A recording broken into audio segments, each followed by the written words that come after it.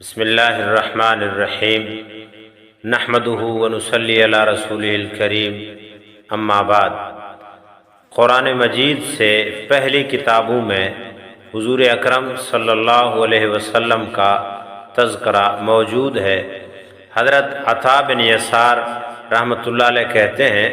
کہ میں حضرت عبداللہ بن عمر بن عاص رضی اللہ تعالی عنہما سے ملا تو میں نے ان سے کہا، مجھے حضور اکرم صلی اللہ علیہ وسلم کی وہ صفات بتائیں جو تورات میں آئی ہیں۔ انہوں نے فرمایا، بہت اچھا، خدا کی قسم تورات میں بھی آپ صلی اللہ علیہ وسلم کی وہی صفات بیان ہوئی ہیں جو قرآن مجید میں ہیں۔ چنانچہ تورات میں ہے کہ اے نبی، ہم نے آپ کو گواہ اور بشارت دینے والا اور ڈرانے والا اور امیوں کی حفاظت کرنے والا بنا کر بھیجا ہے۔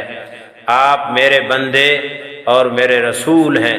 میں نے آپ کا نام متوکل رکھا ہے۔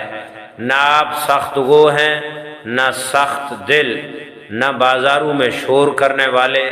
اور نہ آپ برائی کا بدلہ برائی سے دیتے ہیں، بلکہ آپ عفو اور درگزر سے کام لیتے ہیں، اور اللہ تعالیٰ آپ کو اس وقت دنیا سے اٹھائیں گے جب لا الہ الا اللہ لوگ کہہ کر ٹیڑھے دین کو سیدھا کر لیں گے۔ ان کے ذریعے سے اللہ تعالیٰ اندھی آنکھوں کو اور بہرے کانوں کو اور پردہ پڑے ہوئے دلوں کو کھول دیں گے۔ حضرت وہب بن منبہ رحمۃ اللہ علیہ فرماتے ہیں، اللہ تعالیٰ نے زبور میں حضرت داؤد علیہ السلام کو یہ وحی فرمائی کہ اے داؤد، تمہارے بعد ان قریب ایک نبی آئے گا جن کا نام احمد اور محمد ہوگا صلی اللہ علیہ وسلم۔ وہ سچے اور سردار ہوں گے، میں ان سے کبھی ناراض نہیں ہوں گا اور نہ ہی وہ مجھ سے کبھی ناراض ہوں گے، اور میں نے ان کی اگلی پچھلی تمام لغزشیں کرنے سے پہلے ہی معاف کر دی ہیں، اور آپ صلی اللہ علیہ وسلم کی امت میری رحمت سے نوازی ہوئی ہے۔ میں نے ان کو وہ نوافل عطا کیے ہیں جو انبیاء کو عطا کیے ہیں، اور ان پر وہ چیزیں فرض کی جو انبیاء اور رسولوں پر فرض کی، حتیٰ کہ وہ قیامت کے دن میرے پاس اس حال میں آئیں گے کہ ان کا نور انبیاء کے نور جیسا ہوگا۔ اللہ تعالیٰ نے یہاں تک فرما دیا کہ اے داؤد، میں نے حضرت محمد صلی اللہ علیہ وآلہ وسلم کو اور آپ کی امت کو تمام امتوں پر فضیلت دی ہے۔ حضرت عبداللہ بن عمر رضی اللہ تعالی عنہما نے حضرت کعب رضی اللہ تعالیٰ عنہ سے فرمایا، مجھے حضور اکرم صلی اللہ علیہ وسلم اور آپ کی امت کی صفات بتائیں۔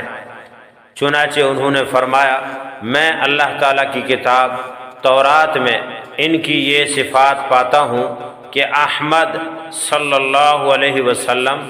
اور ان کی امت اللہ تعالیٰ کی خوب تعریف کرنے والے ہیں، اچھے برے ہر حال میں الحمدللہ کہیں گے، چڑھائی پر چڑھتے ہوئے اللہ اکبر کہیں گے، اور نیچائی سے اترتے ہوئے سبحان اللہ کہیں گے۔ ان کی آذان آسمانی فضا میں گونجے گی، وہ نماز میں ایسی دھیمی آواز سے اپنے رب سے ہم کلام ہوں گے جیسا چٹان پر شہد کی مکھی کی بھنبھناہٹ ہوتی ہے، اور فرشتوں کی صفوں کی طرح ان کی نماز میں صفیں ہوں گی، اور نماز کی صفوں کی طرح ان کے میدان جنگ میں صفیں ہوں گی، اور وہ جب اللہ کے راستے میں جہاد کے لیے چلیں گے تو مضبوط نیزے لے کر فرشتے ان کے آگے اور پیچھے ہوں گے، اور جب وہ اللہ کے راستے میں صف بنا کر کھڑے ہوں گے، اللہ تعالیٰ ان پر سایہ ایسے کیے ہوئے ہوں گے جیسے گدھ اپنے گھونسلے پر سایہ کرتے ہیں۔ انہوں نے اپنے ہاتھ سے اشارہ کر کے بتلایا، اور میدان جنگ سے یہ لوگ کبھی پیچھے نہیں ہٹیں گے۔ حضرت کعب رضی اللہ تعالیٰ عنہ سے اسی جیسی ایک اور روایت میں منقول ہے، جس کا مضمون یہ ہے کہ ان کی امت اللہ کی خوب تعریف کرنے والی ہوگی، ہر حال میں الحمدللہ کہیں گے، اور ہر چڑھائی پر چڑھتے ہوئے اللہ اکبر کہیں گے۔ اپنی نمازوں کے اوقات کے لیے سورج کا خیال رکھیں گے، اور 5 نمازیں اپنے وقت پر پڑھیں گے، اگرچہ کوڑا کرکٹ والی جگہ پر ہوں۔ میان کمر پر لنگی باندھیں گے، اور وضو میں اپنے اعضاء کو دھوئیں گے۔ اللہ تعالیٰ نے ہمیں کیسے عظیم پیغمبر عطا فرمائے، جن کی شان اور منقبت تعریف تورات میں موجود ہے، زبور میں موجود ہے، پہلی آسمانی کتابوں میں موجود ہے، اور قرآن مجید تو پورا کا پورا رسول پاک صلی اللہ علیہ وسلم کی عظمت، آپ کی تعریف، آپ کی مدح سرائی، آپ کی ثنا، آپ کے اوصاف، آپ کے کمالات، آپ کے حسن۔ چنانچہ سچ فرمایا حضرت سیدہ امی عائشہ رضی اللہ تعالی عنہا نے، جب ان سے پوچھا گیا کہ حضور اکرم صلی اللہ علیہ وسلم کی زندگی کیسی تھی، اور آپ صلی اللہ علیہ وسلم کے حالات کیسے تھے، آپ صلی اللہ علیہ وسلم کے اخلاق کیسے تھے، تو حضرت سیدہ امی عائشہ رضی اللہ تعالی عنہا نے فرمایا تھا کہ کان خلقہ القرآن، کہ قرآن پاک پورا حضور اکرم صلی اللہ علیہ وسلم کے خلق سے بھرا ہوا ہے، یعنی جو اللہ نے حکم دیا آپ نے کیا، جس چیز سے منع کیا آپ نے چھوڑ دیا، جیسے اللہ کا حکم آتا گیا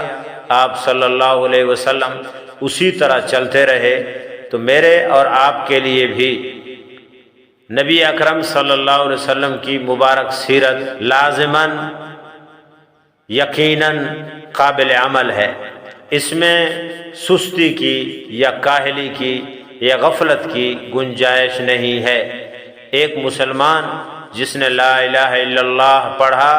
یہ اللہ سے اقرار ہے کہ اے اللہ آپ کے علاوہ کوئی معبود نہیں، میں آپ کے علاوہ کسی کے حکم پر نہیں چلوں گا، اور محمد الرسول اللہ، اس